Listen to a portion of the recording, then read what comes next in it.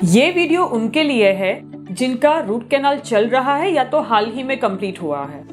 हाय, मैं हूं डॉक्टर नेहा छासटिया। मैं कंजर्वेटिव डेंटिस्ट्री एंड एंडोडोंटिक्स की स्पेशलिस्ट हूं, यानी कि मैं दांत बचाने की और रूट कैनाल की स्पेशलिस्ट हूं।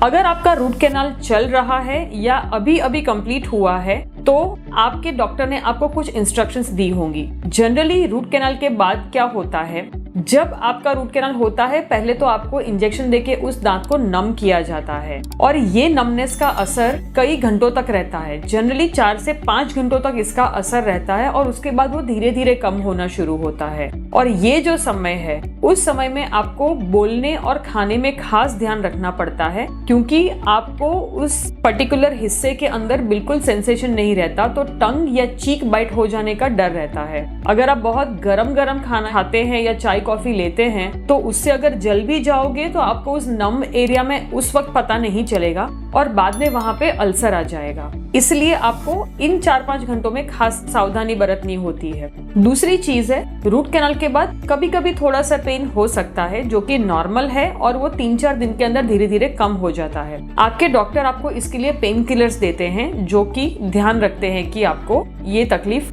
कम हो जाए। फिर भी कभी कभी ऐसा होता है कि दांत से दांत मिलने पे भी दर्द हो जाता है। अगर ऐसा कुछ होता है तो आपके डेंटिस्ट को तुरंत संपर्क करिए, वो उसका एडजस्टमेंट कर देंगे और आपके पेन का सलूशन करेंगे। कभी कभी ऐसा होता है कि रूट कैनाल करने के बाद पहले 24 घंटों के अंदर दर्द बढ़ता है, कभी कभी स्वेलिंग भी आती है। ऐसा कुछ भी हो तो तुरंत अपने डॉक्टर का संपर्क करिए। इसको हमारी टर्म्स में हम फ्लेयर अप कहते हैं। कभी कभी बॉडी कंफ्यूज हो जाता है, उसे लगता है कि ये भी एक अटैक है और वो उसको बहुत फियर्सली रिस्पॉन्ड करता है, जिसकी वजह से ये पेन या स्वेलिंग आ सकती है। सो आपके डॉक्टर इसके लिए भी आपको सूटेबल मेडिसिन देंगे जिससे कि ये कंट्रोल में आ सकता है। सो ये छोटे छोटे चीजें हैं जिनकी ध्यान आपको रखना है रूट कैनाल होने के बाद में। ये तो हुई इमीडिएट केयर की बात, लेकिन एक बार रूट कैनाल हो जाने के बाद अब हमारा दांत पहले जितना स्ट्रांग नहीं रहा, क्योंकि उसमें बड़ी कैविटी है जो कि भले फिल करी गई है पर दांत की नेचुरल इंटीग्रिटी अब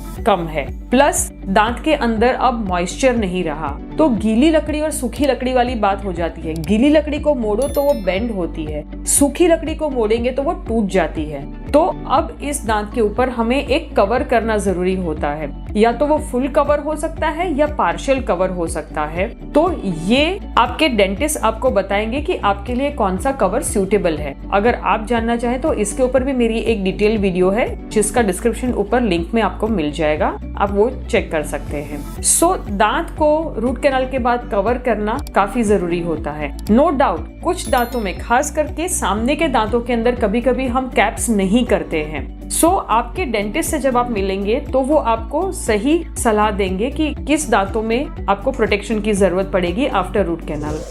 सो आई होप कि ये सारी चीजें आप ध्यान में रखेंगे तो इससे आपका रूट कैनाल का एक्सपीरियंस काफी कंफर्टेबल रहेगा।